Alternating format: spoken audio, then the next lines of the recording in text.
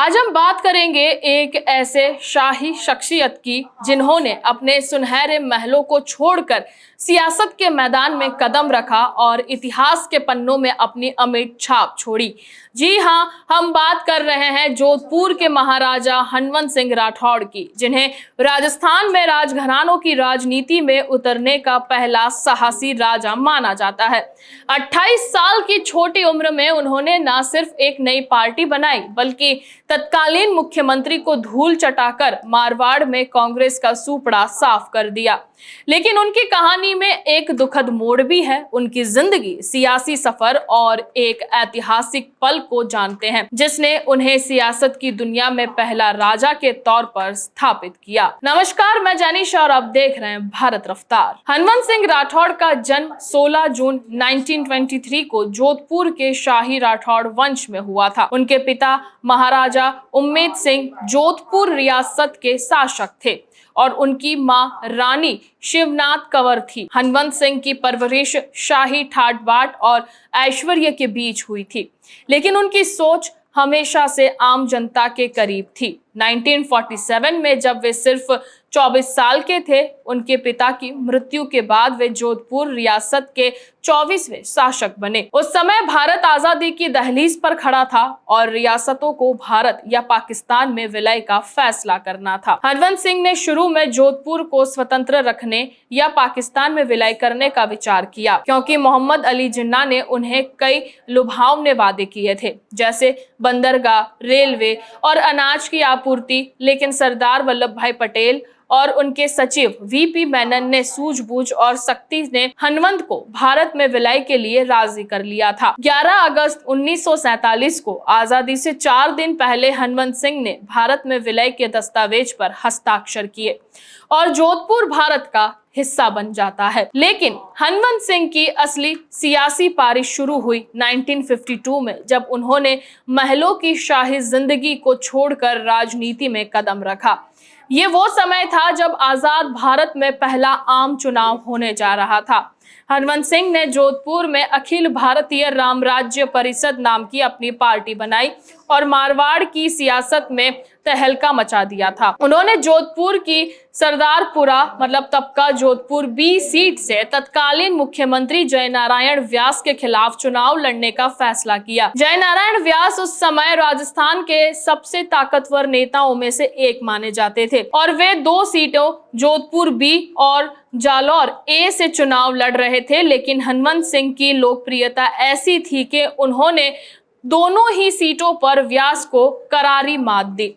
जोधपुर में हनवंत सिंह ने 78.62% वोट हासिल किए, जबकि व्यास को सिर्फ 21.38% वोट मिले।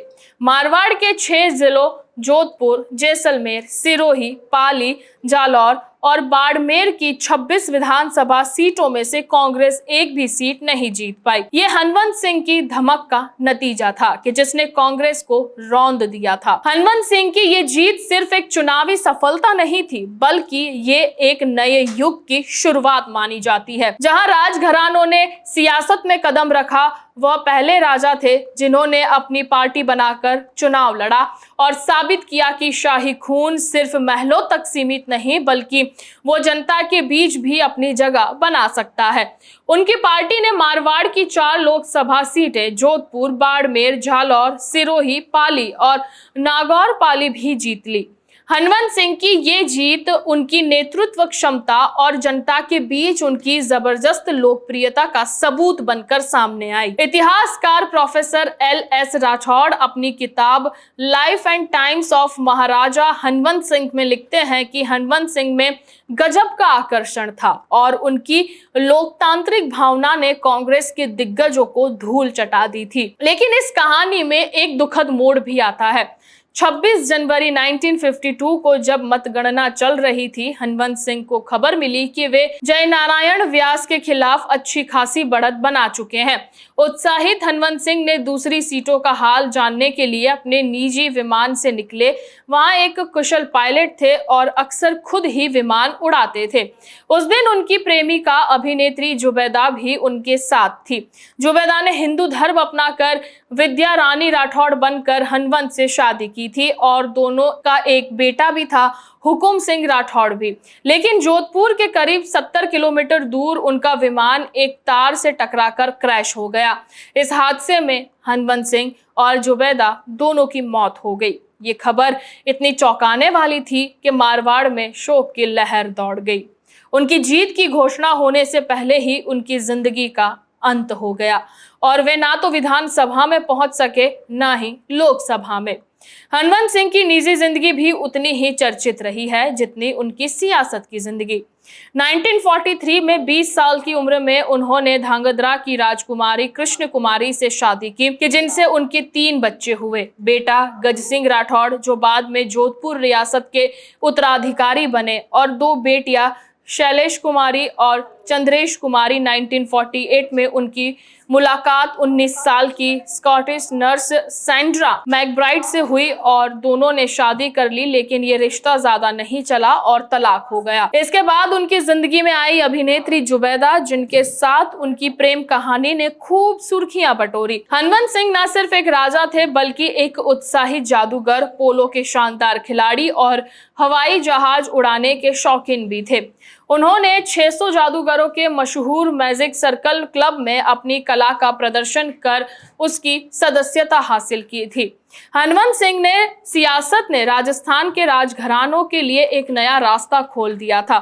उनकी पत्नी महारानी कृष्ण कुमारी ने भी बाद में सियासत में कदम रखा और 1971 में जोधपुर से बतौर निर्दलीय सांसद चुनी गई। उनकी बेटी चंद्रेश कुमारी कटौच भी कांग्रेस पार्टी से 2009 में केंद्रीय मंत्री बनी। हनवंत सिंह ने बेटे राजा गज सिंह ने भी 1990 से लेकर 1992 तक राज्यसभा सदस्य के रूप में सियासत में हिस्सा लिया। इस तरह हनवंत सिंह ने न सिर्फ खुद सियासत में कदम रखा बल्कि अपने परिवार को भी इस राह पर उन्होंने प्रेरित किया।